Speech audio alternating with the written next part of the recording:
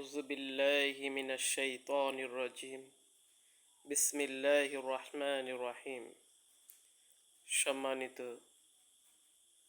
দর্শক মণ্ডলী, ভাই ও বন্ধুরা, গত ভিডিওতে সূরা ফাতিহার প্রথম আয়াতের আলোচনা করেছিলাম। আজকে সূরা ফাতিহার দ্বিতীয় নাম্বার এর অর্থ বলবো ইনশাআল্লাহ।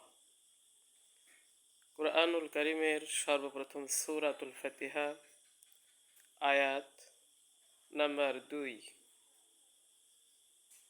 আউযু বিল্লাহি মিনাশ শাইতানির রাজিম বিসমিল্লাহির রহমানির রহিম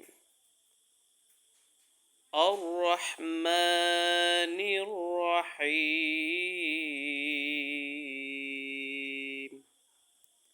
যিনি পরম করুণাময় ও অসীম দয়ালু।